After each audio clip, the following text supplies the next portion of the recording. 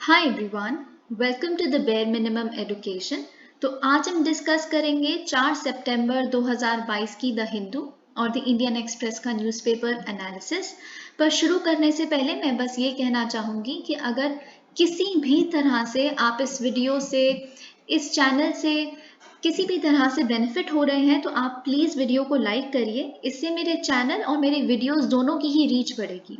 और अगर मैं आज के सेशन की बात करूं तो इसमें मैं एक ब्रॉड लेआउट आपको बता देती हूं, क्योंकि आज का जो वीडियो है वो काफ़ी इंटरेस्टिंग होगा। हम देखेंगे बहुत सारी चीज़ें, जैसे इंडिया ने ओवरटेक कर लिया है यूके को अपनी 5th लार्जेस्ट इकोनॉमी बनने की कंट्री में। इन्फ्लेशन डिफरेंट क्यों होती है डिफरेंट डिफरेंट स्टेट्स में? क्रिमिनल लॉज फेवरेबल क्यों है विमेन को? कल हमने सेक्शन 436 और 437 डिस्कस किया था सीआरपीसी का, लेकिन उसके एडिशन में भी बहुत कुछ आज आया है जो हमें डिस्कस करना है।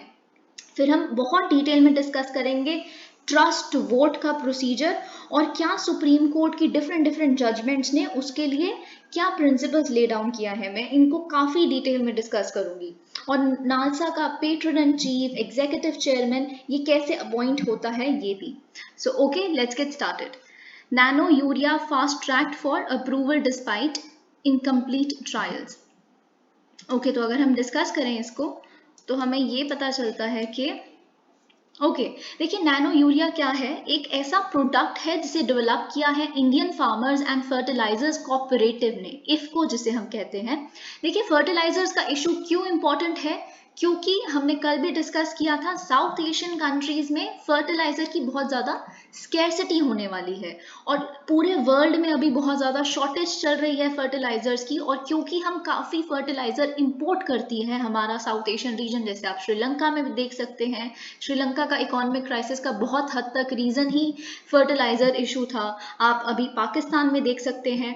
इंडिया भी इस चीज़ से डील करने के लिए काफ़ी कुछ कर रहा है। तो अब हम उसको डिस्कस करने की कोशिश करते हैं। देखिए, ये जो इफको है, ये सेंट्रल गवर्नमेंट ने काफ़ी एडवर्टीजमेंट की है इस प्रोडक्ट की जिसे इफको ने बनाया है। सेंट्रल गवर्नमेंट का ये कहना है अपनी हर एक एड में कि ये पेनेक्शिया है, यानी कि रेमेडी है, ताकि हम फार्मर की डिपेंडेंस, वो जो पैकेज्ड यूरिया, पाउडर्ड यूरिया लेते हैं, बड़े बड़े पैकेट्स उनको डालने पड़ते हैं, उससे हम हटा दें, उनका उन पैकेट्स पे डिपेंडेंस कम कर दें।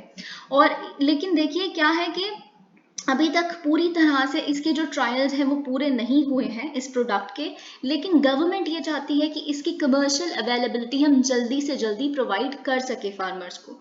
उसके कुछ रिस्क भी हैं, but let's not get into that. हमें जो डिस्कस करना है, इंपॉर्टेंट चीज़ें, हम वो डिस्कस करेंगे। और देखिए, इनका ये कहना है कि normally 3 seasons of independent assessment चाहिए होती है ICAR को, Indian council of agricultural research को, ताकि वो एक नए फर्टिलाइजर को अप्रूव कर सके।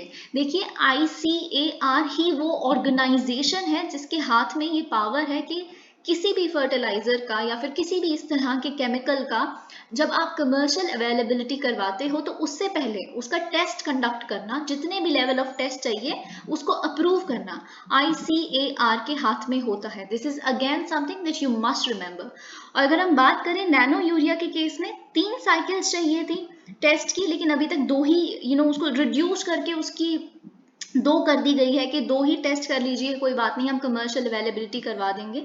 और साइंटिस्ट इसीलिए अनक्लियर हैं कि ऐसा करना सही है कि नहीं। But okay, let's discuss it. Nano urea है क्या? देखिए, नैनो यूरिया एक पेटेंटेड और इंडिजिनसली मेड लिक्विड है। ओके, यूरिया यूजुअली किस फॉर्म में होता है? पाउडर्ड फॉर्म में। देखिए, कुछ भी चीज़ जब पाउडर्ड फॉर्म में है ना, तो उसकी एफिशिएंसी बहुत कम है, राइट? जो भी चीज़ लिक्विड फॉर्म में होती है उसकी एफिशिएंसी बढ़ जाती है, अब्जॉर्बिंग कैपेसिटी बढ़ जाती है, उसके काम करने का वो ज़्यादा बढ़ जाता है, प्रोडक्टिविटी बढ़ जाती है, राइट? अगर किसी भी ऐसे प्रोडक्ट की। तो वही अगर हम बात करें नैनो यूरिया के केस में, इसमें जो लिक्विड है it contains nano particles of urea. Okay, और ये कहा जाए तो जो अगर हम यूरिया की बात करें, देखिए, यूरिया सबसे इम्पोर्टेंट फर्टिलाइजर है, केमिकल फर्टिलाइजर है हमारे इंडिया के फार्मर्स के लिए। इसीलिए आपको मैंने अभी थोड़े दिन पहले ये भी बताया था कि यूरिया ही एक अकेला ऐसा फर्टिलाइजर है जो डीकंट्रोल्ड नहीं है, जिसके प्राइसेस, ताकि फार्मर्स हिट ना हो, इसीलिए सरकार उसके प्राइसेस को कंट्रोल करती है। सरकार यूरिया के जितने मैन्युफैक्चरर्स हैं उनको सब्सिडाइज करती है कि आप फार्मर्स को कम रेट पे इन्हें दीजिए, ठीक है। तो ये मैंने आपको डीकंट्रोलिंग ऑफ प्राइसेस और कंट्रोलिंग ऑफ प्राइसेस फर्टिलाइजर्स का बताया था। तो वही अगर यूरिया की बात करें इस केस में, तो इन सरकार का ये कहना है कि एक सिंगल ½ लीटर की जो बॉटल है इस लिक्विड की, वो कॉम्पनसेट कर सकती है 45 kg एक सैक ऑफ यूरिया के लिए। एक पूरी बोरी जो यूरिया की होती है, जो फार्मर्स यूज करते हैं ट्रेडिशनली, उसको रिप्लेस करने के लिए एक छोटी सी ½ लीटर की लिक्विड ये जो है वही काफी है। ओके, तो ये इनका कहना है।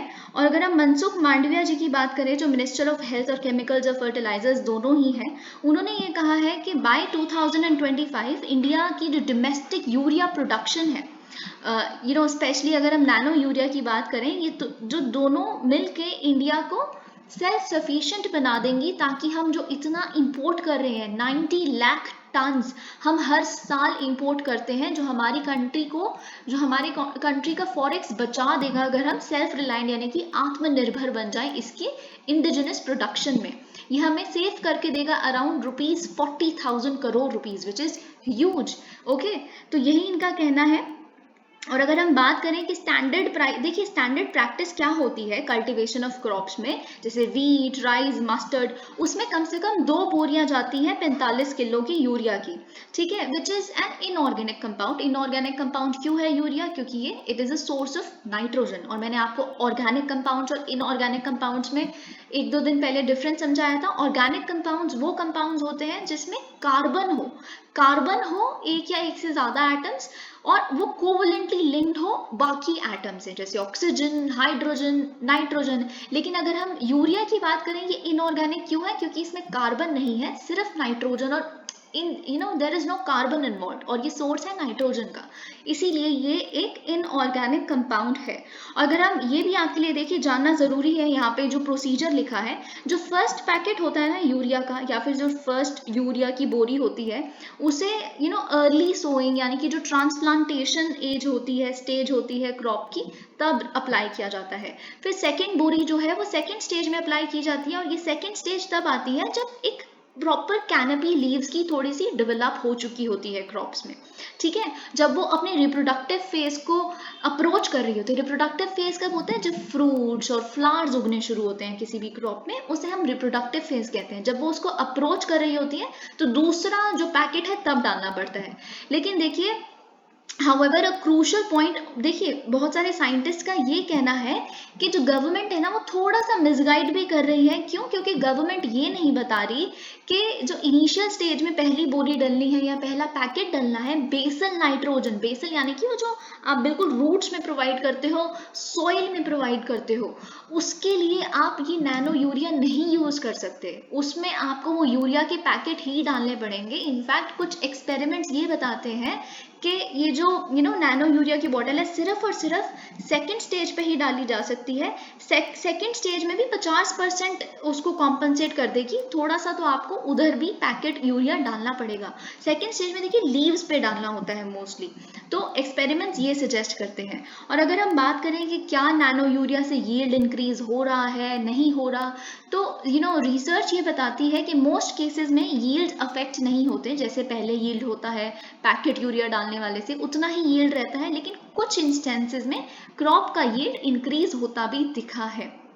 Okay, but that's not the generalization. There are specific cases जो ये सजेस्ट करते हैं कि यील्ड इंप्रूव हुआ है, और यही यहाँ पे बात की गई है। जी हाँ, बिल्कुल, ये सब कुछ मैंने आपको बता दिया।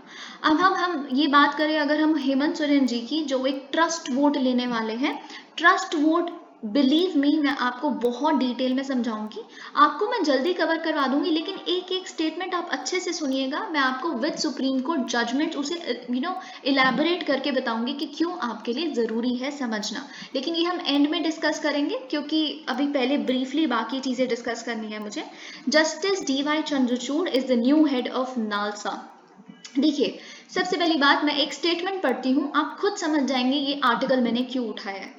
President Draupadi Murmu has appointed Justice DY Chandrachud as the executive chairman of the National Legal Services Authority on Friday, NALSA. Okay, तो देखिए, आपको ये बहुत अच्छे से पता है, नालसा डिस्ट्रिक्ट पे भी, स्टेट लेवल पे भी, नेशनल लेवल पे भी ये जो लीगल सर्विसेज एड अथॉरिटी होती है, ये काम करती है। तो नालसा, मैंने अभी क्या बोला, प्रेसिडेंट द्रौपदी मुर्मू ने अपॉइंट किया। आप समझ रहे हैं मैंने क्यों बताया ये आपको बात, क्यों हाईलाइट किया ये स्टेटस पढ़ के, ये पूरा स्टेटमेंट पढ़ के? क्योंकि प्रेसिडेंट ही अपॉइंट करते हैं, इनफैक्ट नॉमिनेट भी प्रेसिडेंट ही करते हैं एग्जीक्यूटिव चेयरमैन को। ठीक है, अब मैं आपको एक चीज बताती हूँ, रामनाथ कोविंद जी ने, जब वो पहले प्रेसिडेंट थे द्रौपदी मुर्मू जी से पहले, उन्होंने ऑलरेडी नॉमिनेट कर दिया था जस्टिस डी वाई चंद्रचूड़ को, लेकिन अपॉइंट अब जो प्रेसिडेंट आई हैं उन्होंने किया है। ठीक है, अब देखिए प्रेसिडेंट क्या करते हैं, सुप्रीम कोर्ट के जजेस को अपॉइंट वो करते हैं। ठीक है, तो अब ये जो नालसा है ना, आपको एक बहुत इंटरेस्टिंग फैक्ट बताती हूँ, ये नालसा कहाँ पे है, कहाँ पे स्थित है? कभी आपने सोचा इस बारे में? नालसा स्थित है हमारे सुप्रीम कोर्ट ऑफ इंडिया के ही प्रीमाइसेस में। जी हाँ, सुप्रीम कोर्ट ऑफ इंडिया अगर आपको पता हो तो ये कहाँ पे स्थित है? न्यू दिल्ली के तिलक मार्ग में। तो न्यू दिल्ली के तिलक मार्ग में ही सुप्रीम कोर्ट के प्रीमाइसेस के अंदर ही नालसा फंक्शन करता है। तो क्योंकि जब सुप्रीम कोर्ट के जजेस अपॉइंट प्रेसिडेंट करती हैं, तो ऑब्वियसली वही इनके एग्जीक्यूटिव चेयरमैन को भी अपॉइंट करेंगी। लेकिन एक और चीज जो आपको जाननी बहुत जरूरी है वो ये है कि जस्टिस डी वाई चंद्रचूड़ ने ये पोजीशन इसलिए ली है क्योंकि जो जस्टिस यू यू ललित, इनके पहले एग्जीक्यूटिव चेयरमैन हुआ करते थे, लेकिन अब वो क्या बन गए हैं, 49th chief justice of India बन गए हैं। तो अब ये जो हमारे चीफ जस्टिस हैं यू यू ललित जी, ये बन गए हैं patron in chief of NALSA. Patron in chief, देखिए पेट्रन इन चीफ हेड होता है नालसा का। फिर सेकंड पोजीशन आती है executive chairman. Patron in chief क्या होता है, सब कुछ उनकी देख रेख में होगा, एक प्रॉपर डायरेक्शन वो प्रोवाइड करेंगे, गाइडेंस वो प्रोवाइड करेंगे। लेकिन जो एग्जीक्यूटिव चेयरमैन है उन चीज़ों को एग्जीक्यूट करेगा, दी गई गाइडेंस को, दी गई गाइडलाइंस को, दी गई डायरेक्शन को एग्जीक्यूट करेगा ग्राउंड स्तर पे, या फिर ऑर्डर देगा एग्जीक्यूट करने के। तो वो काम संभालेंगे जस्टिस डी वाई चंद्रचूड़ जी। ठीक है, अब एग्जीक्यूटिव चेयरपर्सन की अगर हम बात करें, वो बनते हैं सेकेंड सीनियर मोस्ट जज of the supreme court of India, जो इस केस में जस्टिस डी वाई चंद्रचूड़ जी हैं। ठीक है, तो यही, अब नालसा तो आपको पता ही है कि कौन से एक्ट के अंदर, आपको पता है नालसा एक स्टैट्यूटरी बॉडी है, ये कॉन्स्टिट्यूशनल बॉडी नहीं है। ये लीगल सर्विसेज अथॉरिटीज एक्ट 1987 द्वारा बनाई गई है ताकि फ्री लीगल सर्विसेज प्रोवाइड की जा सके वीकर सेक्शंस ऑफ सोसाइटी को, जो अफोर्ड नहीं कर सकते, जिन्हें लॉ के बारे में इतना पता ही नहीं है, जिन्हें अपना अगर केस लड़ना हो, कोई एक फार्मर हो, किसी कंपनी ने आके उनके साथ हरास कर रहे हैं कि आप अपना ज़मीन हड़प लेंगे हम आपकी, ये सब वगैरह, लेकिन उसे पता ही नहीं है उन फार्मर को कि हम अपना केस लड़े कैसे, हमें तो यही नहीं पता लॉ कैसे होता है। तो उन तरह के सेक्शंस को एड करते हैं लीगली ये बॉडीज, स्टेट लेवल पे भी है, डिस्ट्रिक्ट लेवल पे भी है। ठीक है, तो अब हम डिस्कस करते हैं एक बहुत इंपॉर्टेंट आर्टिकल जो इंडियन एक्सप्रेस में भी इससे रिलेटेड कुछ आया है, तो मैं दोनों को साथ ही डिस्कस करूंगी। Very very important. मैं, देखिए ये इशू कितना ज़्यादा राइज हो रहा है, तो इसीलिए मैंने आपको स्पेशली गवर्नमेंट का जो डॉक्यूमेंट है, जो 1950 का कॉन्स्टिट्यूशनल ऑर्डर है, वो मैंने आपको पहले भी दिखाया था, मैं आज भी दिखाऊंगी क्योंकि इससे रिलेटेड एक और केस आया है। देखिए, जो पसमानदा मूवमेंट है, इट टेस्ट पॉलिटिकल विल। वैसे ये हमारे लिए इंपॉर्टेंट नहीं है, लेकिन हमें ये जानना है कि ये है क्या।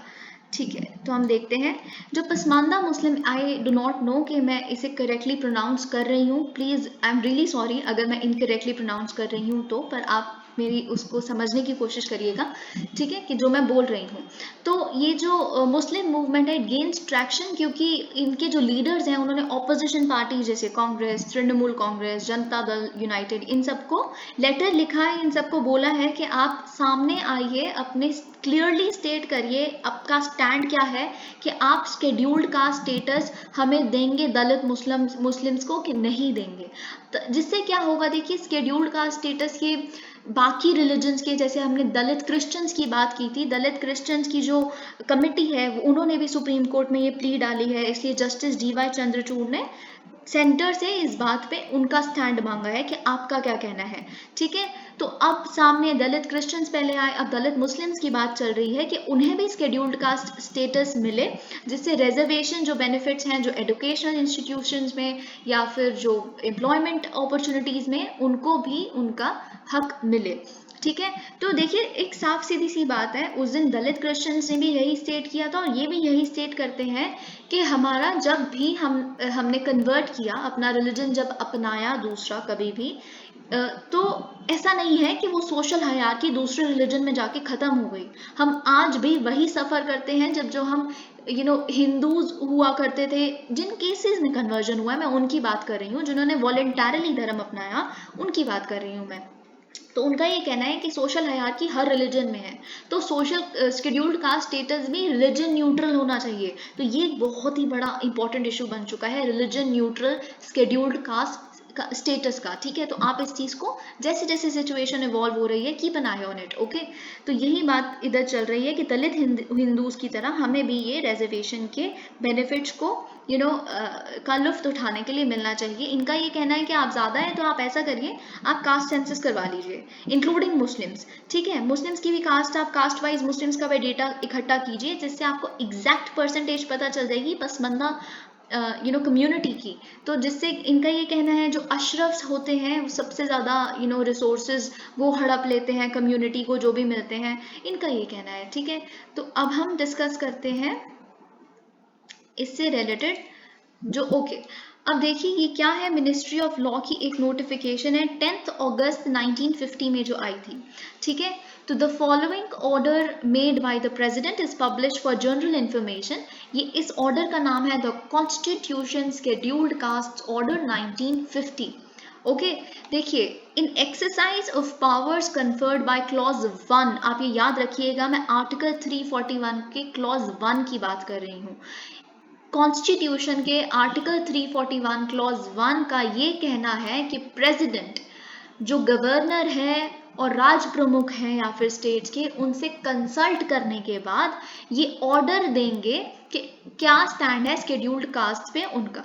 ठीक है, तो इस ऑर्डर का अगर हम थर्ड पैराग्राफ पढ़ें, जो हमारे लिए जानना इंपॉर्टेंट है, इस थर्ड पैराग्राफ का इस ऑर्डर के ये कहना है कि no person who professes a religion different from Hinduism shall be deemed to be a member of scheduled caste। I hope आपको समझ आ गया होगा कि कोई भी इंसान जो हिंदुइज्म के रिलीजन, हिंदुइज्म में देखिए मैंने उस दिन भी आपको बताया था, हिंदुइज्म में सिर्फ हिंदूज ही नहीं आते, इसमें बुद्धिस्ट भी आते हैं और सिख्स भी आते हैं। तो सिखिज्म और बुद्धिज्म और हिंदुइज्म में जितने भी स्केड्यूल्ड कास्ट हैं, सिर्फ वही मेंबर्स को स्केड्यूल्ड कास्ट बोला जाएगा और किसी धर्म के नहीं। देखिए आप कहेंगे हिंदुइज्म में तो जैन्स भी आते हैं, लेकिन जैन्स सारे जनरल कैटेगरी में होते हैं, वो लोग सब highly educated, highly economically well वो कास्ट है, इसीलिए मैंने सिर्फ हिंदूज, बुद्धिस्ट और सिख्स को बोला। ठीक है, तो इसमें ना ही मुस्लिम्स इंक्लूडेड है, ना ही क्रिश्चियंस इंक्लूडेड है, ना ही कोई और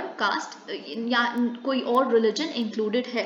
ठीक है, तो आई होप आप मेरी बात समझ गए होंगे। तो यही इनका कहना है कि ये तो हमारे साथ गलत है और ये जो सोशल हायरार्की है ये सिर्फ और सिर्फ धर्म बदलने पे ही खत्म नहीं हो जाती। अब इससे रिलेटेड अभी मैंने आपको क्या बताया था, अब देखिए इंडियन एक्सप्रेस में क्या आया है, इसी से रिलेटेड एक बहुत इंपॉर्टेंट आर्टिकल। ये भी आपको जैसे जैसे सिचुएशंस इवॉल्व हो रही हैं आपका एक एनालिसिस ब्रॉडर बनना चाहिए। ठीक है, तो इस एडिटोरियल का, इस आर्टिकल का ये कहना है, देखिए मैंने आपके साथ क्लॉज 1 डिस्कस किया आर्टिकल 341 का, अब मैं आपके साथ क्लॉज 2 डिस्कस करूंगी, clause 2 of article 341 of our constitution. इसका ये कहना है कि कोई भी कास्ट को इंक्लूड करना शेड्यूल्ड कास्ट की कैटेगरी में वो सिर्फ और सिर्फ पार्लियामेंट कर सकता है by law. There is no other mechanism, there is no other scope left behind by this constitutional order. So this is something you must remember. अब इलाहाबाद हाई कोर्ट ने क्या किया है, उत्तर प्रदेश गवर्नमेंट ने क्या किया था, उन्होंने 2 ऑर्डर निकाले जिसके तहत उन्होंने 17 सबकास्ट जो ओबीसी कैटेगरी की हैं उनको उन्होंने कोशिश की नोटिफाई करने की एज शेड्यूल्ड कास्ट। तो कोर्ट ने ये कहा हम बिल्कुल इसको खारिज करते हैं, इस चीज को बिल्कुल क्वैश करते हैं इन दोनों ऑर्डर्स को, क्योंकि पार्लियामेंट के अलावा आप कोई भी नहीं कर सकता शेड्यूल्ड कास्ट की लिस्ट में कोई भी एडिशन। ठीक है, तो अब आई थिंक आप समझ गए होंगे। अब हम बाकी चीजें डिस्कस करते हैं। ओके, अब बहुत बहुत इंटरेस्टिंग चीज़ है। देखिए ये अगर आप पूरा डिस्कस करने की कोशिश करेंगे या फिर आप एक्सपेक्ट करेंगे कि मैं इस पूरे उसको डिस्कस करूं, इंपॉर्टेंट नहीं है, क्योंकि ये डेटा हमेशा चेंज होता रहेगा, कितनी इन्फ्लेशन हर महीने बढ़ती रहेगी, कम होती रहेगी, तो ये इंपॉर्टेंट नहीं है। लेकिन जानना ये इंपॉर्टेंट है कि ब्रॉडर लेवल पे इन्फ्लेशन रेट डिफर क्यों करती है स्टेट बाय स्टेट। तो ओके, कुछ 2-3 पॉइंट है जो आपको हमेशा दिमाग में रखने हैं, वो यहाँ पे मेंशन है। देखिए, what explains the variations in price rise among the states. देखिए, सबसे पहला फैक्टर ये है कि जो स्टेट्स मेजर क्रॉप प्रोड्यूसर्स नहीं है वहां पे हायर फूड इन्फ्लेशन होती है। अब आप पूछेंगे कैसे, ये कैसे हो सकता है ना? क्यों? क्योंकि वहां पे ऑब्वियस ना, जब वहां पे उनकी खुद के पास क्रॉप्स नहीं है तो वो इंपोर्ट करेंगे दूसरी स्टेट से, उसमें लगेगा ट्रांसपोर्ट होगी तो ट्रांसपोर्ट कॉस्ट भी ऐड होंगे, ट्रांसपोर्ट कॉस्ट ऐड होके फूड की कॉस्ट बढ़ जाएगी, इसीलिए इन्फ्लेशन ज्यादा होता है ऐसी स्टेट्स में। ठीक है, तो अब आप देखेंगे हम कैसी ऐसी स्टेट्स हैं। देखिए, ये स्टेट्स अगर हम देखें, जैसे तेलंगाना 8.32%, वेस्ट बंगाल 8.06%, सिक्किम 8% प्लस इन्फ्लेशन इन सारी स्टेट्स में है। क्यों है? क्योंकि ये मेजर क्रॉप प्रोड्यूसर्स नहीं है, ना ही तेलंगाना है, ना ही वेस्ट बंगाल है, ना ही सिक्किम है। ठीक है, और दूसरा फैक्टर ये है कि ये जो मैंने आपके साथ अभी स्टेट्स डिस्कस करी, इन तरह की स्टेट्स में प्रीडोमिनेंटली रूरल एरियाज हैं, बहुत सारे रूरल एरियाज हैं, और भी जैसे हम मध्य प्रदेश वगैरह की बात करें, यहाँ पे भी रूरल एरियाज काफ़ी हैं, उत्तर प्रदेश भी जैसे, इसीलिए इन्फ्लेशन यहाँ पे काफ़ी ज़्यादा है। अब आप कहेंगे ये तो बड़ी अजीब बात है, रूरल एरिया ज़्यादा है तो इन्फ्लेशन ज़्यादा है, हाउ इज़ दैट लिंक्ड? देखिए, क्यों ज़्यादा होती है? क्योंकि जो रूरल एरियाज़ के लिए सीपीआई, यानी कि आप ये इंडेक्स जानते हैं जो सीपीआई रूरल एरियाज़ के लिए, उसमें वो काफ़ी हायर वेटेज देते हैं फूड को।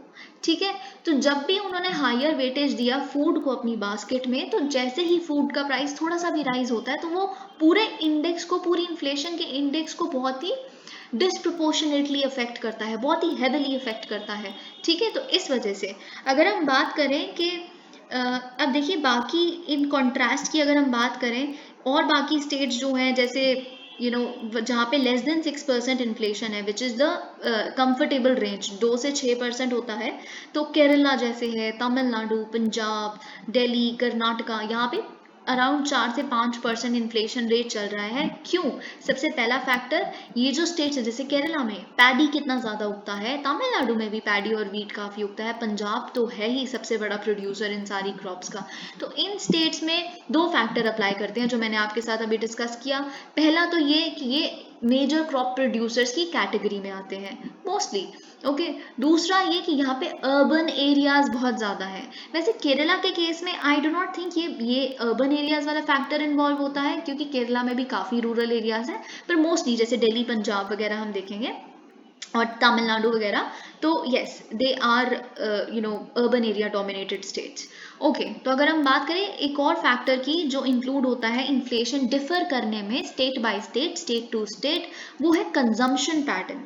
कंजम्पशन पैटर्न जैसे जैसे बदलता रहता है, या फिर प्राइस ट्रेंड्स बदलते रहते हैं, वो इन्फ्लुएंस करता है different inflation for different states. जैसे अगर हम बात करें, टमेटो इन्फ्लेशन है, अब वो ड्रॉप कर गया है टू 44%। मैंने आपके साथ ये कॉन्सेप्ट डिस्कस किया था, पहले हुआ करता था 158.4%। ठीक है, अब जून में ये ड्रॉप हो गया 44% तक। ठीक है, अब देखिए जैसे मीट एंड फिश प्राइस है, वो भी कम हो गया है, 3% इन्फ्लेशन आ गई है। तो आप देख रहे हैं प्रेफरेंस जो कंज्यूमर की होती है, कंजम्पशन पैटर्न जैसे जैसे चेंज होते हैं वैसे वैसे, देखिए डिमांड कम होने लग पड़ती है ना।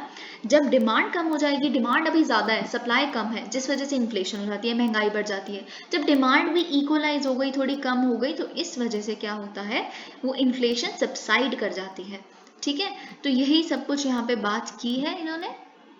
बाकी फैक्टर्स इन्होंने ये कहा है। चौथा फैक्टर अगर मैं बात करूं, तो जो डिफरेंट डिफरेंट स्टेट्स हैं वो डिफरेंट डिफरेंट फ्यूल टैक्सेस लगाती है। तो हर स्टेट का डिफरेंस होना, फ्यूल टैक्सेस यानी कि जो कन्वेंस के लिए वो अपने एलपीजी तो खैर घर पे यूज़ करते हैं, बाकी जो पेट्रोल डीजल वगैरह पे जो लगाते हैं, different states different different taxes लगाते हैं, फ्यूल टैक्सेस, उससे भी डिफर कर जाता है। तो मैंने 4 पॉइंट आपके साथ डिस्कस कर लिए। ओके, अब हम एक बहुत ही इम्पॉर्टेंट चीज़ डिस्कस करेंगे, बेल फॉर विमेन।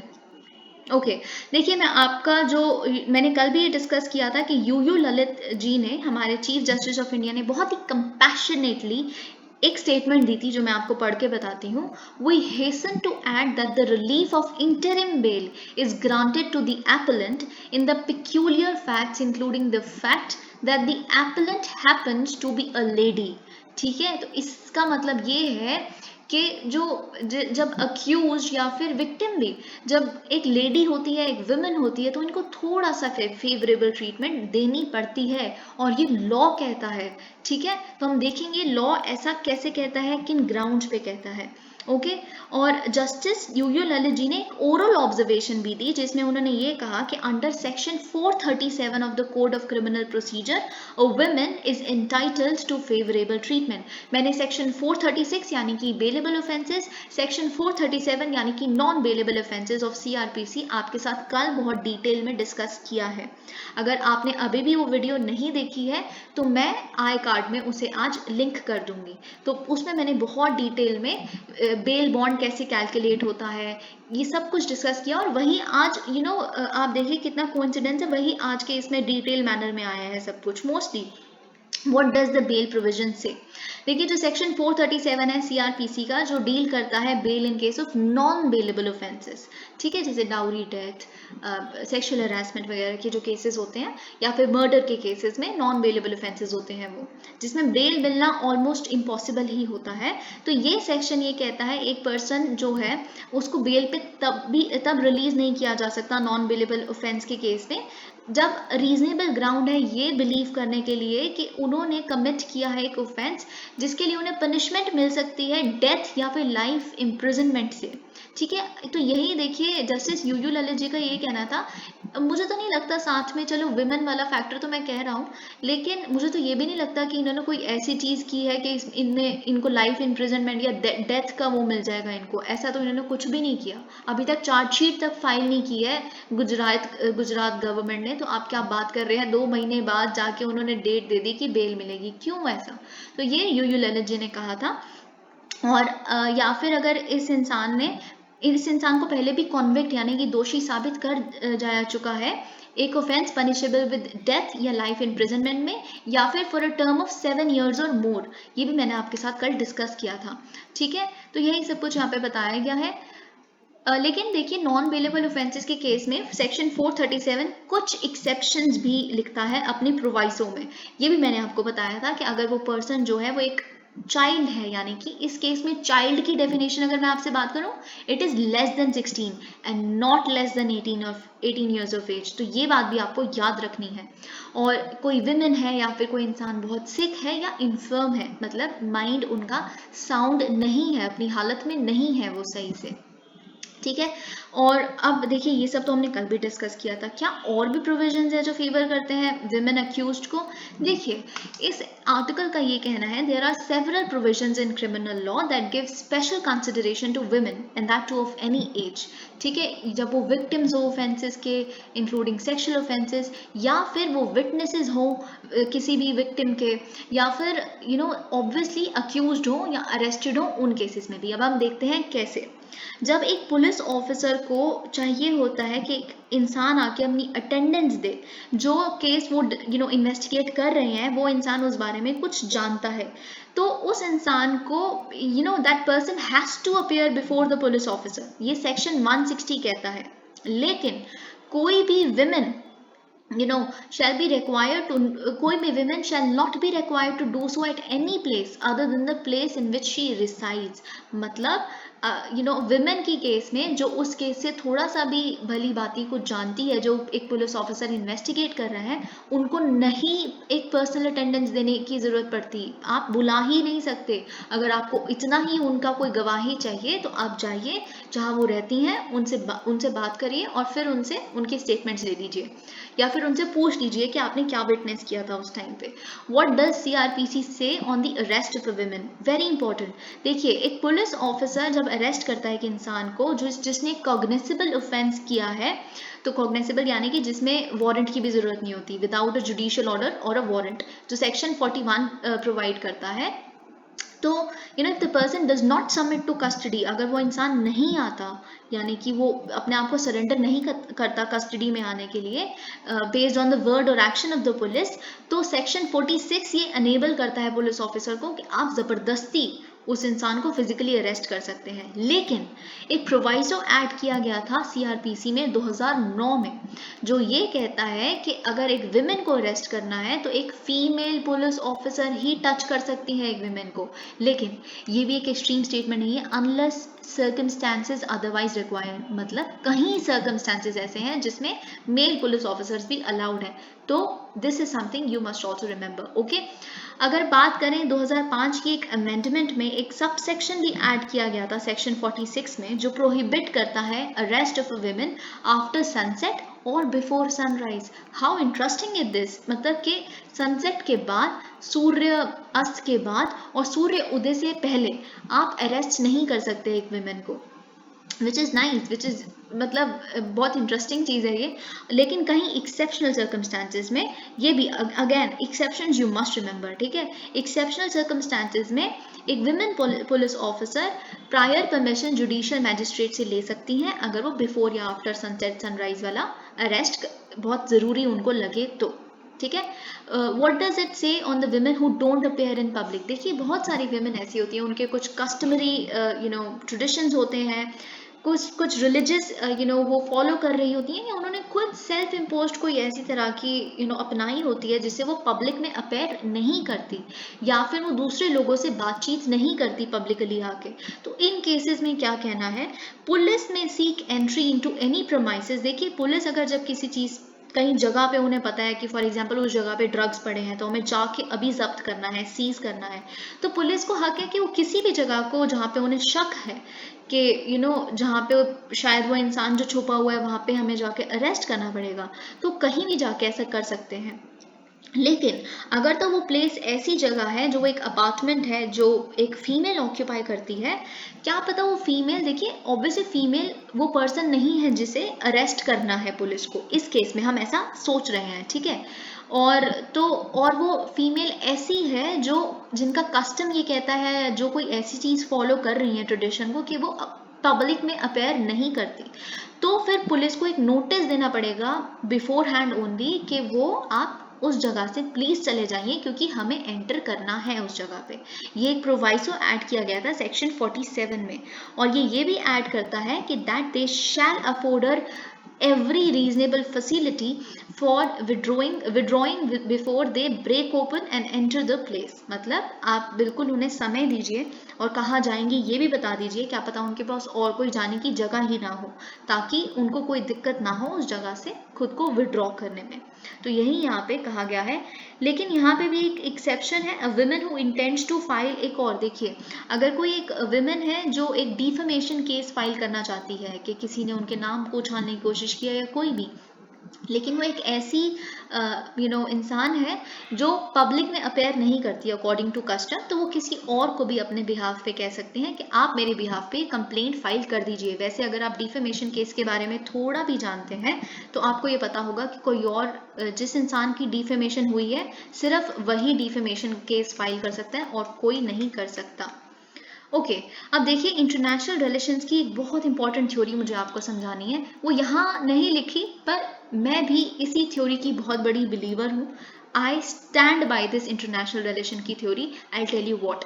देखिए यूएस ने अप्रूव की है $1.1 बिलियन की आर्म्स सेल को टू ताइवान, क्योंकि जो ताइवान स्ट्रेट क्राइसिस चल रहा है, हाइटेंड टेंशंस हैं चाइना के साथ, उनसे डील करने के लिए। देखिए यूएस ना यहाँ पे कोई बड़ा मतलब आप समझ रहे हैं कि बड़ी हेल्प कर रहा है ताइवान की, ऐसा कुछ नहीं है।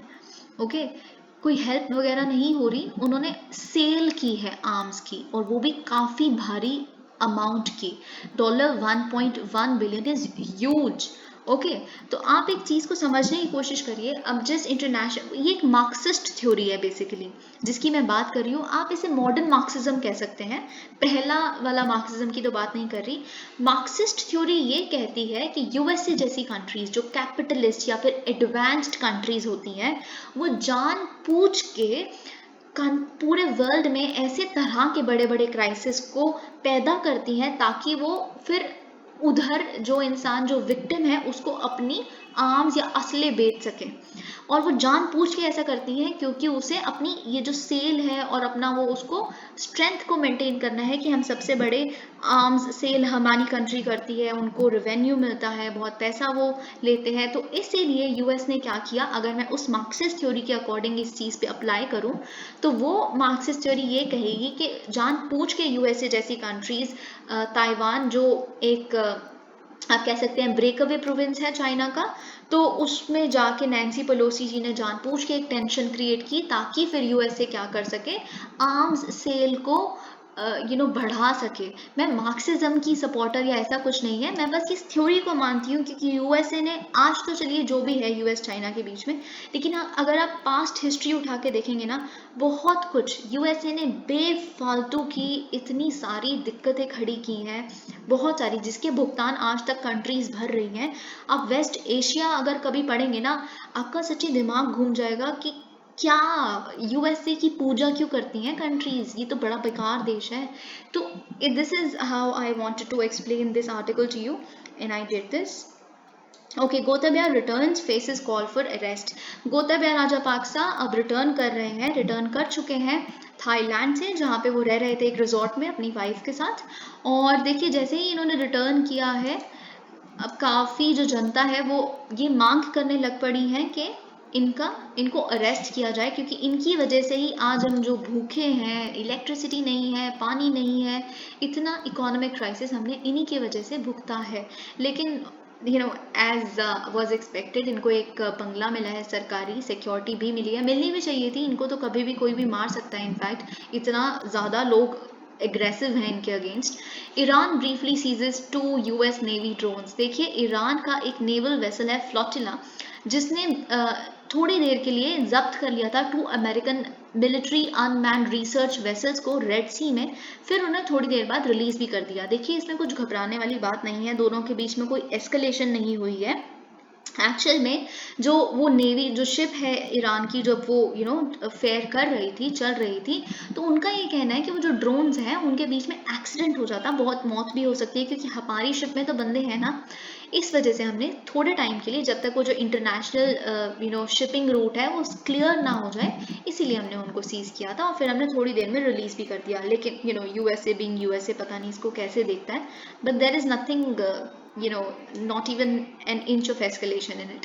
Okay, EU ready if Russia turns off gas, says Gentiloni. देखिए EU का इकोनॉमी के कमिश्नर ने ये कहा है, हम रेडी हैं अगर रशिया अपने, देखिए मैंने आपको बताया था जो गैसप्रॉम है, रशियन गैस कंपनी जो स्टेट ओन्ड एंटरप्राइज है, वो ऐसे बहाने देके कि कुछ मेंटेनेंस इश्यूज हैं इसलिए 3-4 दिन और लगेंगे हमें अपने ऑपरेशंस को दोबारा रीस्टार्ट करने में, तो वो जर्मनी को काफ़ी इस तरह से टाल रहा है, जबकि वो अपनी पॉलिटिकल पावर को यूज़ करना चाहता है। इकोनॉमिक डिपेंडेंस जो जर्मनी नेचुरल गैस के लिए, देखिए अब विंटर्स आने वाली है, ये तो देश बर्बाद हो जाएंगे अगर इनको हीटर्स नहीं होंगे यहाँ पे प्रॉपरली, मतलब बहुत बुरा होगा, क्योंकि इतनी स्नो होती है कि लोग जम जाएं। तो ऑब्वियसली विंटर्स में तो स्पेसिफिक डिमांड होती है, अगर धीरे धीरे रशिया ने और ऐसा कर दिया कि बिल्कुल ही देना इन्होंने गैस बंद कर दी, तो इनके लिए काफ़ी प्रॉब्लमेटिक होगा। लेकिन EU का ये कहना है, देखिए कुछ भी करते रहिए, हम डरते नहीं है रशिया से, हमारे पास काफ़ी अच्छी स्टोरेज कैपेसिटी है और हम काफ़ी एनर्जी सेविंग मेजर्स भी ले रहे हैं। आप यू वुड बी अमेज्ड कि इन लोगों ने, इन कंट्रीज़ ने, यूरोपियन यूनियन की, ये कहना स्टार्ट कर दिया है अपनी सारी कंट्रीज़ को कि आप ऐसा करिए, कम से कम यूज़ करिए एनर्जी, ठीक है, बहुत कम करिए, यूजेज ही कम कर दीजिए, जलाइए मत, लाइट्स मत जलाओ, ये मत करो। कुछ ऐसी गाइडलाइंस आई हैं प्रॉपर पूरे 6-7 पेजेस की, जिसमें उन्होंने ये सब चीज़ें लोगों को पब्लिकली अनाउंस की हैं कि आप ये मत करिए, एनर्जी सेविंग मेजर्स लीजिए, ठीक है। और ये कह रहे हैं हमारे पास स्टोरेज कैपेसिटी भी काफ़ी है। ओके, जो अभी तक गैस वगैरह आई है, जो सप्लाई हो रही है, वो हम उसको सेव करके रखते हैं, तो इतनी ज़्यादा दिक्कत नहीं आएगी, और भी हम बाकी अल्टरनेटिव्स ढूंढ लेंगे। Okay, so I think this was it इस न्यूज़पेपर में से। अब हम डिस्कस करते हैं इंडियन एक्सप्रेस फटाफट से, फिर उसके बाद मुझे आपको बताना है कि ट्रस्ट वोट का प्रोसीजर क्या होता है और वेरियस सुप्रीम कोर्ट जजमेंट्स का आज तक क्या कहना है इस मुद्दे पर। ओके, देखिए बहुत इंपॉर्टेंट चीज़ है ये भी कि ईडी की रेट्स मैंने आपको बताया था थोड़े दिन पहले, आपको अगर याद हो तो मैंने हुआवे के बारे में डिस्कस किया था। हुआवे पे काफ़ी, Huawei is actually wrapping up its operations in Bengaluru. Huawei जो चाइनीज़ एक टेक कंपनी है, उस पर काफ़ी ज़्यादा सर्वेलेंस चार्जेस हैं इंडिया द्वारा, इंडिया की सरकार और एनफोर्समेंट डायरेक्टरेट द्वारा। उनका ये कहना है आए तो यहाँ बिजनेस करने थे, लेकिन क्योंकि हुआवे एक चाइनीज़ स्टेट कंपनी ही कह सकते हैं आप उसे, तो इसीलिए वो हम पे नज़र रखते हैं, हमारी बहुत सारी स्ट्रेटिजिकली हमें काफ़ी हार्म करती हैं ऐसी कंपनीज जो चाइना के बिजनेस गाब में आती हैं यहाँ पे। और भी बहुत सारे रीजंस हैं, ये काफ़ी फ्रॉड्स कंडक्ट कर रहे हैं। इनफैक्ट कई चाइनीज़ कंपनीज यहाँ पे जो आई हैं, जैसे वो काफ़ी सारी डेटिंग एप्स चला रही हैं इंडियन नेशनल्स के लिए, और काफ़ी चाइनीज़ कंपनीज ऐसी हैं जो इनफैक्ट ऐसे एलिगेशंस भी हैं ईडी द्वारा कि वो हवाला ट्रांजैक्शंस जो मनी लॉन्डर करके फिर आप एक जगह रोकते नहीं, फिर मनी ट्रांसफ़र करते रहते हो, फिर दोबारा आप अपने अकाउंट में ले आते हो, फिर क्लीन मनी डिक्लेयर कर देते हो एक डर्टी मनी को, ये सब करते हैं। तो बहुत सारे चार्जेस ऐसे लगे हैं। तो इसीलिए चाइना और इंडिया के रिलेशंस में एक ये भी डायमेंशन है कि चाइनीज़ जो कंपनीज हैं, they are not finding it good to invest in India. They are not ready to work here because they say that the Indian authorities are harassing us, and hence India has not remained kind of investment friendly nation. This is their perception, because anyone who's a criminal, and if a police officer or anyone who's the authority stops that criminal, would not find such country nice to them, and that's obvious. यही China के साथ हो रहा है। तो इसलिए ED इनके बहुत सारी ऐसी एप्स वगैरह पे, लोन एप्स पे जो ये लोन देते हैं और बहुत सारे ऐसे घपले करते हैं, इन पे रेट डालने की कोशिश कर रही है। तो इसीलिए ईडी रेट्स करते हुए उन्होंने पेटीएम, रेजर पे और कैश फ्री, इनसे भी काफ़ी जांच पड़ताल की, क्योंकि यही पेमेंट गेटवेज होते हैं, यही मोस्टली 3 पेमेंट गेटवेज होती हैं जो इन एप्स पे वर्क करती हैं। तो इनसे काफ़ी, इनके ऑफिशियल्स से जांच पड़ताल की गई है। देखते हैं क्या होता है। देखिए, एक एथिक्स की केस स्टडी है। हम बहुत बार पढ़ते हैं कि एथिक्स में दवाइयाँ बेचे जाना एक इलीगल वे में, या फिर आपके पास जब लाइसेंस ही नहीं है आप उन तरह की दवाइयाँ बेचो, या बहुत सारी ऐसी चीज़ें। ये एक बहुत ही क्लीश एक एथिक्स की केस स्टडी है। तो उस पर आपका ये कहना है, अगर आपके पास कोई भी यूनिक आप कह सकते हैं यूनिक कोई एक्शंस हैं, जब आप एक अथॉरिटी हैं तो उसमें क्या, कैसे एक्ट करना चाहिए, कुछ है तो आप नीचे कमेंट करके बता सकते हैं। बाकी मैं आपको एक एग्जाम्पल जो बहुत रिसेंटली से रिलेटेड होता है वो मैं आपको बता देती हूँ। देखिए, अगर हम बात करें नोएडा में, ग्रेटर नोएडा में एक क्रिएशन वर्ल्ड आईवीएफ सेंटर है। आईवीएफ आपको पता है, इन विट्रो फर्टिलाइजेशन, जो टेस्ट ट्यूब बेबीज जो अपने बच्चे किसी भी वजह से जो कपल्स हैं नहीं वो कर सकते, कंसीव कर सकते या फिर बर्थ नहीं दे सकते, वो आईवीएफ की मदद लेते हैं। तो ये जो सेंटर था, creation world IVF centre in greater Noida, इनके जो ओनर हैं उनको अरेस्ट किया गया है। क्यों? क्योंकि एक पेशेंट की डेथ हो गई, और जब इस पेशेंट की डेथ हुई, देखिए पहले क्या हुआ था, ये पेशेंट कोमा में चली गई, और फिर जब कोमा में चली गई तो फिर जब इन्हें बाकी दूसरे हॉस्पिटल में जैसे ही लेके गया कि कैसे कोमा में चलेगी, तो वहाँ पे उनकी डेथ हो गई। और ऑब्वियसली इस पूरी इन्वेस्टिगेशन से पता चला पुलिस को कि जो इस आईवीएफ सेंटर पे ये जो ओनर है, उनके पास एक फॉर्ज्ड एमबीबीएस डिग्री है, यानी कि एक फेक एमबीबीएस की डिग्री है। और ये चीज़ इससे पता चली। बहुत सारे और कपल्स हैं जो यहाँ पे आ रहे हैं, वो अपने रिफंड मांग रहे हैं जब ये चीज़ सामने आई। तो ये सब चीज़ें आप देख सकते हैं। India pips UK to be 5th largest economy, the broader picture. Okay, देखिए, India has become the world's 5th largest economy after it overtook the United Kingdom in end March 2022। This is according to the latest calculations by Bloomberg.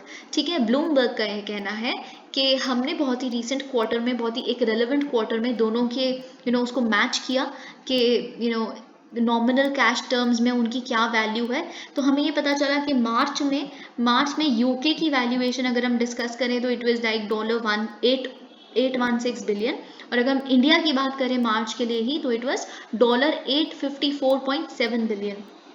ठीक है, तो ये इनका कहना था, और ये इन्होंने कहा है, हम बहुत सारे हमने IMF का डेटा वगैरह भी सब कुछ लिया है इस केस में।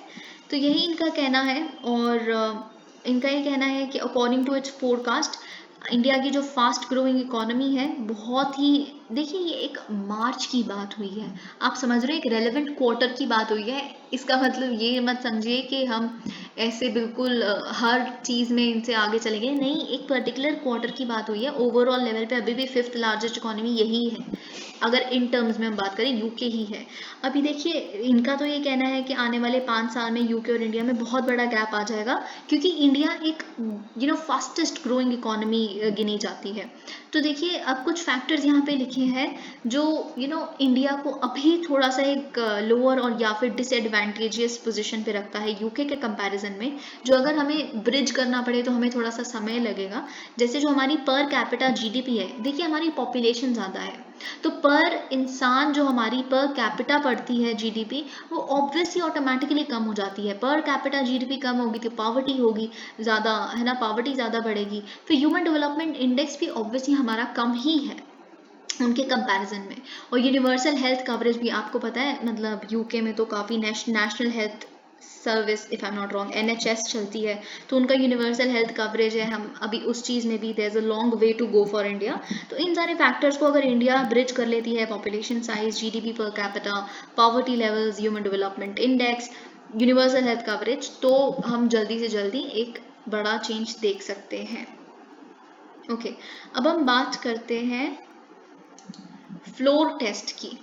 देखिए अभी हेमंत सोरेन जी क्या करने वाले हैं, फ्लोर टेस्ट लेने वाले हैं, कब? मंडे को, ठीक है। अब सबसे पहले तो हमें ये देखना है कि फ्लोर टेस्ट क्या होता है, या फिर ट्रस्ट वोट क्या होता है। एक देखिए, a trust vote is basically a motion through which the government of the day seeks to know whether it still enjoys the confidence of the parliament or the legislative assembly or not। मतलब ये एक ऐसा motion है, मैं अभी बताऊंगी, एक parliamentary motion या फिर एक डेलिबरेटली जो क्या होता है मोशन, उसको मैं अभी डिस्कस करूंगी। तो ट्रस्ट वोट एक तरह का मोशन होता है जिससे जो सरकार अभी उस टाइम पे है वो ये देखने की कोशिश करती है, ये परखने की कोशिश करती है, क्या अभी भी मैं पूरे लेजिस्लेटिव असेंबली का कॉन्फिडेंस इंजॉय करता हूँ, क्या मेरी सरकार या जो मेरी मिनिस्ट्री है वो कॉन्फिडेंस इंजॉय करती है पूरी लेजिस्लेटिव असेंबली की। अब देखिए हमें, क्योंकि मैंने एक मोशन की बात की, तो हमें जानना है एक मोशन क्या होता है। जब भी एक एक पार्लियामेंट्री डेमोक्रेसी होती है, उस केस में एक मोशन इस तरह का फॉर्मल प्रपोजल होता है जो उस हाउस के मेंबर द्वारा, किसी भी मेंबर द्वारा पास किया जा सकता है, जिसमें एक पर्टिकुलर मुद्दे पे वो हर एक मेंबर का हाउस के ओपिनियन मांगते हैं या फिर कोई एक्शन मांगते हैं, ठीक है, उसे हम मोशन कहते हैं। तो अगर हम ट्रस्ट वोट की बात करें तो ट्रस्ट वोट, मैं एक सिंपल सी बात बता देती हूँ, या तो जब बिल्कुल सरकार बनने ही वाली होती है, इलेक्शन अभी जीते, तो उससे पहले मतलब आप अपना ट्रस्ट वोट करवा लेते हो कि सबकी मेजोरिटी आप ही के पास है ना, तो फिर इसीलिए गवर्नर आपको या फिर प्रेसिडेंट आपको फिर सरकार आपकी बनवा देता है। या तो बिल्कुल इनिशियली होता है या फिर it can happen any time in the 5 years of your tenure, ठीक है। तो this is also something you must remember. और now every statement that I would speak, whatever you see on the screen becomes important, okay। तो अब हम बात करते हैं कि कॉन्स्टिट्यूशन क्या क्या कहना है और ये सब चीज़ें। देखिए सबसे पहला पॉइंट आपको ये याद होना चाहिए कि constitution of India does not contemplate that the political party, देखिए कॉन्स्टिट्यूशन जो है हमारे इंडिया का, वो नहीं इस बारे में बात करता कि जो पॉलिटिकल पार्टी जिसने मिनिस्ट्री बनाई हुई है या सरकार बनाई हुई है, उसके पास लेजिस्लेचर की मेजॉरिटी भी होनी चाहिए। ऐसी कोई बातचीत या फिर ऐसी तरह की सोच हमारे लीडर्स ने नहीं रखी थी कॉन्स्टिट्यूशन में। लेकिन ऑब्वियसली क्योंकि हम एक पार्लियामेंट्री डेमोक्रेसी है और हमें ऑब्वियसली जानना है कि उनके पास मेजॉरिटी है कि नहीं, कॉन्फिडेंस है कि नहीं सारे मेंबर्स का, तो जो काउंसिल ऑफ मिनिस्टर्स है यानी कि जो सरकार होती है, वो उन्हें कमांड करना पड़ता है लेजिस्लेचर को कॉन्फिडेंस को। क्यों लेजिस्लेचर को कॉन्फिडेंस उन्हें चाहिए होता है? क्योंकि पार्लियामेंट्री डेमोक्रेसी का मतलब ही ये है कि जो सरकार बनी है वो विल ऑफ द पीपल को रिप्रेजेंट करे। लेकिन विल ऑफ द पीपल को ब्रॉडर लेवल पे रिप्रेजेंट कौन करता है? लेजिस्लेचर। तो जब लेजिस्लेचर उन पे कॉन्फिडेंस दिखा देता है मिनिस्ट्री पे, तो इनडायरेक्टली इसका मतलब होता है कि लोगों की विल है कि ये सरकार रहे, ठीक है। तो मतलब legislature is actually the voice of the people in this sense, तो इसीलिए जरूरी होता है। और अगर एक बहुत इंपॉर्टेंट पॉइंट आपको याद रखना है, इट बिकम्स इंपॉर्टेंट क्योंकि जो फ्लोर टेस्ट है या ट्रस्ट वोट है, it uphold the collective accountability of the elected government to the legislature. आपको ये बात पता है ना कि they are actually like boat, जो एक काउंसिल ऑफ मिनिस्टर्स होते हैं ना, बोट की तरह होती है, मतलब they sail and sink together. अगर चीफ मिनिस्टर ने रिजाइन कर दिया तो पूरी सरकार गिर जाएगी इस तरह से, है ना। तो they sail and sink together, पूरे council of ministers collectively responsible होते हैं। एक भी अगर उसने ऐसे, जो हेड है मतलब जो चीफ मिनिस्टर है या प्राइम मिनिस्टर है, उन्होंने रिजाइन कर दिया तो पूरी सरकार गिर गई। तो कलेक्टिवली वो सारा जो गुच्छा है वो लेजिस्लेचर का कॉन्फिडेंस मांगता है, ठीक है। तो यही बात यहाँ पे लिखी गई है। ओके अब कुछ कुछ स्टेटमेंट जो आपका ध्यान पता है कहाँ होना चाहिए, आपका ध्यान होना चाहिए ये जो हाईलाइटेड पोर्शंस हैं इस पे, ठीक है। फिर मैं आपको एक्सप्लेन करती रहूंगी कि किस सुप्रीम कोर्ट की जजमेंट ने इस वाले प्रिंसिपल को ले डाउन किया है। Governor can ask government to prove majority in floor test. देखिए Shivraj Singh Chouhan versus speaker, Shivraj Singh Chouhan BJP के एक लीडर हैं, आपको पता है मध्य प्रदेश के भी चीफ मिनिस्टर जो हैं वो शिवराज सिंह चौहान जी हैं।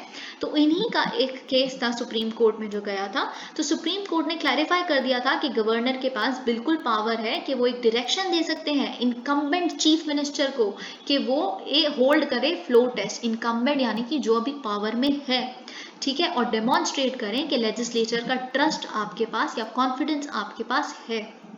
Okay, or governor is also entrusted with the constitutional authority to require the council of ministers to prove their majority on the floor of the house right after the general elections are held। ठीक है, ये चीज मैंने आपको बता दिया कि जैसे ही इलेक्शंस होते हैं वैसे ही गवर्नर के पास राइट है कॉन्स्टिट्यूशनली कि वो मांग सकते हैं अपनी मेजोरिटी को प्रूव करना जो सरकार इलेक्ट की गई है उनके द्वारा, ठीक है।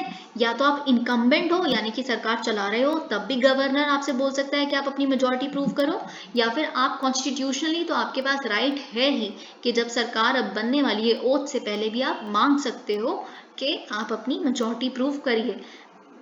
ओके और देखिए इन्होंने एपेक्स कोर्ट ने इस ही स्टेटमेंट में, इसी सुप्रीम कोर्ट की जजमेंट में ये भी एक्नॉलेज किया था कि जो लार्जेस्ट नंबर ऑफ प्रेसिडेंट है before it had dealt with the floor test called upon at the time of formation of the government but emphasized that the government is nevertheless empowered to direct। हाँ यही चीज मैंने incumbent वाली बता दी है और कुछ यहाँ पे बहुत खास है नहीं। और इनका ये कहना है अगर बाय चांस प्रोटम स्पीकर, आपको पता होगा जब स्पीकर ओथ दिलवाते हैं, राइट, तो जब स्पीकर इलेक्ट ही नहीं हुए है ना, जब नई नई सरकार बनती है 5 साल के लिए जब बननी होती है तो स्पीकर ही इलेक्टेड नहीं होते, राइट, आपस में से ही तो एमपीज या एमएलए स्पीकर इलेक्ट करते हैं। तो जब स्पीकर ही नहीं है अभी कोई, तो प्रोटम स्पीकर होना चाहिए जो उसको कंडक्ट कर सके उस फ्लोर टेस्ट को, ठीक है। फ्लोर टेस्ट को कंडक्ट बेसिकली कौन करते हैं, स्पीकर करते हैं, वो तो गवर्नर आके नहीं करेंगे ना, गवर्नर तो डायरेक्शन देते हैं सिर्फ। तो जब स्पीकर ही नहीं है फ्लोर टेस्ट को कंडक्ट करने के लिए तो आप प्रोटम स्पीकर वो करिए, ये एपेक्स कोर्ट का कहना, और जल्दी से जल्दी करिए, ठीक है। तो गवर्नर इज एक्चुअली, देखिए इसमें as per convention the senior most member of the house is called upon by the governor to assume the role of pro tem speaker. जो सीनियर मोस्ट मेंबर, ऐसा कन्वेंशन है वैसे, अब तो जो बीजेपी अभी है पार्लियामेंट में, उन्होंने इस रूल को भी वो कर दिया। अगर हम इस रूल से जाते हैं तो 2019 में मेनका गांधी सबसे सीनियर मोस्ट होती थी उस टाइम पे मेंबर जो पूरे हाउस की, तो उनको प्रोटम स्पीकर बनना चाहिए था पर ऐसा नहीं हुआ, प्रोटम स्पीकर किसी और को बनाया गया था। फिर उन्हीं, आई थिंक प्रोटम स्पीकर भी ओम बिरला जी ही थे, फिर ओम बिरला जी ही या पता नहीं, आई डोंट रिमेम्बर, पर मेनका गांधी जी को नहीं बनाया था। तो क्योंकि वो वैसे ही कन्वेंशन है कि सीनियर मोस्ट जो होते हैं ना मेंबर ऑफ हाउस, उनको प्रोटम स्पीकर बनाना चाहिए ताकि वो फ्लोर टेस्ट कंडक्ट करवा पाए या फिर ओथ दे पाए, ठीक है। तो ये होता है, लेकिन convention can always be broken. A pro tem speaker shall be appointed for the aforesaid purpose immediately। अब बात करते हैं immediately क्यों, दूसरा point, floor test to be conducted immediately to prevent horse trading। Horse trading क्या होता है, देखिए जल्दी से जल्दी सुप्रीम कोर्ट ने क्यों कहा है कि जल्दी से जल्दी क्यों होना चाहिए इसको कंडक्ट, क्योंकि अगर थोड़ी सी भी लेट हो गई प्रोटम स्पीकर के अपॉइंट करने में और फिर उसके बाद फ्लोर टेस्ट होने में, इतनी देर में तो एमएलए एमपी खरीदे जाते हैं। कितना, अगर एक इंसान को बड़ा कॉन्फिडेंस है, उसने इलेक्शन जीते हैं बाकायदा, ठीक है, इलेक्शन जीते हैं सब कुछ, या फिर एक इंसान जो इनकम्बेंट है, जो अपनी सरकार पिछले 3 साल से चला रहा है, आप एग्जाम्पल लीजिए, और भरी मेजॉरिटी से, लेकिन अब फिर वहाँ पे फ्लोर टेस्ट होने में देरी हो गई, तो इतने में तो दूसरी पार्टी ने खरीद ली है, फिर आप गए, मेजोरिटी हटेगी आपकी सरकार। तो इसीलिए हॉर्स ट्रेडिंग ना हो जाए, इसीलिए सुप्रीम कोर्ट का कहना है कि इमीडिएटली होना चाहिए। Court can ask for house to be summoned specifically for the purpose of floor test। देखिए, आपको मैं इस चीज का केस बताती हूँ। Shiv Sena and others versus union of India and others में सॉलिसिटर जनरल जो थे, उन्होंने बोला कि जो आर्टिकल 212 है वो कोर्ट को बार करता है, प्रिवेंट करता है कि वो हाउस की प्रोसीडिंग्स को मॉनिटर नहीं कर सकते। यही सेपरेशन ऑफ पावर है लेजिस्लेचर और जुडिशरी के बीच में। आप क्यों इंटरफेयर कर रहे हो हमारी प्रोसीडिंग्स में, कब फ्लोर टेस्ट होना है कब नहीं होता? आप कौन होते हो हमें इस चीज़ की डायरेक्शन देने वाले? तो फिर एपेक्स कोर्ट ने अपनी, यानी कि सुप्रीम कोर्ट ने अपनी पिछली जजमेंट को मतलब उन्होंने रेफर किया और उन्होंने ये बोला कि इससे ये पता चलता है, जैसे कि हम Jagdambika Pal versus union of India का देखें तो सुप्रीम कोर्ट ने तब उत्तर प्रदेश की असेंबली को डायरेक्ट किया था कि आप समन करिए एक सेशन को, चाहे आपकी वो सेशन में है हाउस नहीं है, आप बुलाइए, एक स्पेशल मीटिंग बुलाइए, रखिए, ताकि उसमें फ्लोर टेस्ट कंडक्ट किया जा सके। ठीक है। वैसे तो अगर हम Jagdambika Pal versus union of India की बात करें, इससे हमें एक और कॉन्सेप्ट पता चलता है, कॉम्पोजिट फ्लोर टेस्ट। इस पे सुप्रीम कोर्ट ने ये जो समन करने के लिए कहा था, स्पीकर को समन करने के लिए जब कहा था, समन मतलब स्पीकर को बेसिकली फ्लोर टेस्ट लेने के लिए जब इस चीज़ में डायरेक्ट किया गया था, गवर्नर को बेसिकली आप समन करने के लिए कहोगे, फिर गवर्नर ऐसे करेंगे उनको, ठीक है।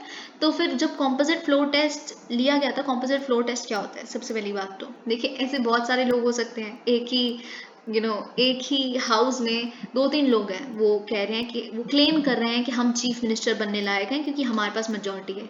तो उस केस में कॉम्पोजिट फ्लोर टेस्ट होता है। हर एक जो मेंबर खुद को बताता है कि हमारे पास मेजोरिटी है इतनी कि हम चीफ मिनिस्टर बन सकते हैं, हम सरकार बना सकते हैं, तो फिर हर किसी का एक ट्रस्ट वोट कंडक्ट किया जाता है इकट्ठे, उसे कॉम्पोजिट फ्लोर टेस्ट कहते हैं। इनफैक्ट सुप्रीम कोर्ट ने जब ये डायरेक्शन दिया था, उन्होंने कहा था फ्लोर टेस्ट कंडक्ट करिए, और पूरी प्रोसीडिंग को वीडियोग्राफ भी करवाया गया था ताकि वो अपने परयूजल के लिए उसे रख सके। ठीक है। अब एक और पॉइंट जो आपको याद रखना है, जो union of India versus Harish Chandra Singh Rawat and others में ये सुप्रीम कोर्ट से निकल के आता है कि सुप्रीम कोर्ट ने अपॉइंट किया था principal secretary legislative and parliamentary affairs as an observer. इस प्रिंसिपल सेक्रेटरी को उन्होंने जब अपॉइंट किया था, किस लिए? कि वो एक ऑब्जर्वर की तरह एक्ट करे, ताकि न्यूट्रलिटी हो पूरे प्रोसेस में, एब्सोल्यूट ऑब्जेक्टिविटी हो। जब पूरा फ्लोर टेस्ट कंडक्ट हो रहा है, किसी भी तरह का कुछ घपला ना हो, ट्रांसपेरेंसी को मेंटेन किया जाए।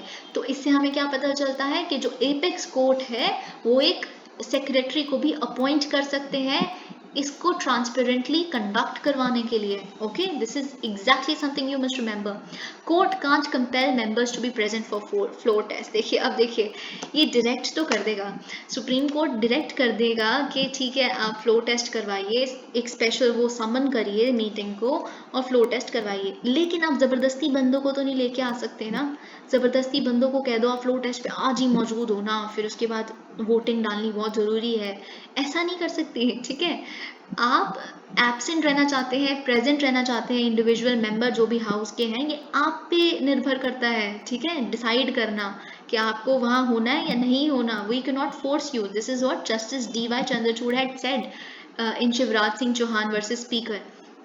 ओके, तो इस चीज़ में उन्होंने ये कहा था। और इनफैक्ट फिर अगर ऐसा हो जाता है तो जितने प्रेजेंट एंड वोटिंग पीपल है, जितने भी उस टाइम प्रेजेंट और वोटिंग है, उसमें से ही मेजोरिटी फिर डिसाइड होती है। ऐसा नहीं जो घर पे बैठे हैं उनको भी काउंट किया जाएगा फिर एब्सेंस की नहीं जाएगी, नहीं, मेजोरिटी उनमें से 50+1 मतलब 50% + 1 उन्होंने जीतनी होती है, जितने भी प्रेजेंट एंड वोटिंग पीपल हैं उनमें से। फ्लो टेस्ट की केस में बता रही हूँ मैं आपको।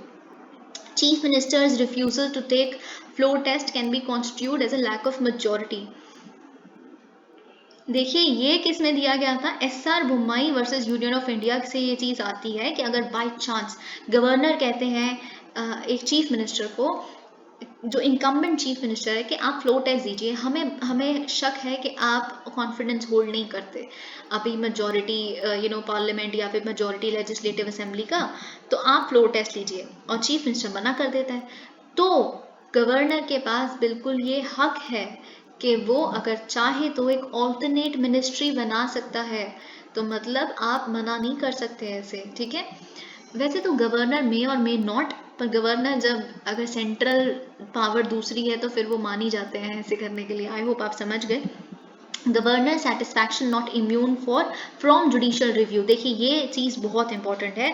It is ought to be borne in mind the basis of the satisfaction of the governor is not immune from judicial scrutiny. मतलब अगर गवर्नमेंट का क्या मतलब वो क्यों डायरेक्ट कर रहे हैं फ्लोर टेस्ट को, इसको एग्जामिन किया जा सकता है by constitutional court. Constitutional court सिर्फ सुप्रीम कोर्ट नहीं होती, कॉन्स्टिट्यूशनल कोर्ट में सुप्रीम कोर्ट और हाई कोर्ट दोनों ही आते हैं। ठीक है, आई होप आपको समझ आ रहा है। तो वो अगर देखिए गवर्नर को एक बहुत ही अक्यूज किया जाता है कि वो एक्सटेंडेड आर्म होती है जो सेंट्रल गवर्नमेंट होती है उसकी, या फिर सेंट्रल पॉलिटिकल पार्टी होती है सेंटर पे उसकी। तो वो तो ऑब्वियसली उनके विम्स एंड फैंसीज के हिसाब से काम करेंगे। तो अगर आप ऐसी किसी भी अजीब से ग्राउंड्स पे आपने बोल दिया कि जी हाँ हम समन करेंगे सेशन को और फिर फ्लोर टेस्ट होगा, तो बिल्कुल कॉन्स्टिट्यूशनल कोर्ट के ऊपर निर्भर करता है। वो चाहे तो एग्जामिन भी कर सकते हैं, जुडिशली रिव्यू भी कर सकते हैं कि किन ग्राउंड्स पे इन्होंने बुलाया है, ये ठीक भी है या बस एक पॉलिटिकल पार्टी के उसमें। Governor has to be neutral. अगर आप गवर्नर बनने के बाद भी अपनी पॉलिटिकल पार्टी से इस तरह से एफिलिएटेड हैं कि उनकी नाजायज़ बातों को भी फॉलो कर रहे हैं, तो सुप्रीम कोर्ट या हाई कोर्ट आपको बिल्कुल रिव्यू कर सकती है। तो यही चीज़ इधर कही गई है। अब देखिए बाकी अगर हम बात करें, ओके अब हमें बात करनी है आर्टिकल 174 की। आर्टिकल 174 ऑफ द कॉन्स्टिट्यूशन, ये बहुत इंपॉर्टेंट चीज़ है। देखिए आपको पता है जो गवर्नर है या प्रेसिडेंट है, मैंने आपको बताया था उनके पास खुद की कोई डिस्क्रिप्शन नहीं होती। गवर्नर के पास थोड़ी डिस्क्रिप्शन होती है, प्रेसिडेंट के पास तो कोई डिस्क्रिप्शन नहीं होती। गवर्नर की इनफैक्ट कॉन्स्टिट्यूशन में मेंशन भी है एक डिस्क्रिप्शन। तो गवर्नर के पास मेरा जो आर्टिकल 174 है कॉन्स्टिट्यूशन वैसे जनरली क्या कहता है कि the power to summon, prorogue और डिसॉल्व द लेजिस्लेटिव असेंबली या state legislature rest with the governor. लेकिन चीफ मिनिस्टर, देखिए चीफ मिनिस्टर जो होता है ना, या फिर जो पूरी काउंसिल ऑफ मिनिस्टर्स होती है वो उन्हें रेकमेंड करता है। जो भी एड एंड एडवाइस देती है वो काउंसिल ऑफ मिनिस्टर्स देती है, ठीक है, गवर्नर को, और वो उसी बेसिस पे वो समन, प्रोरोग या डिसॉल्व करेंगे स्टेट लेजिस्लेचर को। उनके पास खुद से नहीं, आप कभी भी मन करा गवर्नर ने उठा के समन, प्रोरोग, डिसॉल्व कर दिया, उनका मन करे तो वो आज डिसॉल्व कर दे। जो भी, अगर सरकार अभी सेंट्रल लेवल पे दूसरी है, गवर्नर फिर क्या करेगा, जो कोई और पॉलिटिकल पार्टी की सरकार है वो तो कभी भी डिसॉल्व कर दे। तो ऐसा नहीं हो सकता, ठीक है। इसीलिए वो एड एंड एडवाइस पे ही काम करते हैं काउंसिल ऑफ मिनिस्टर्स की।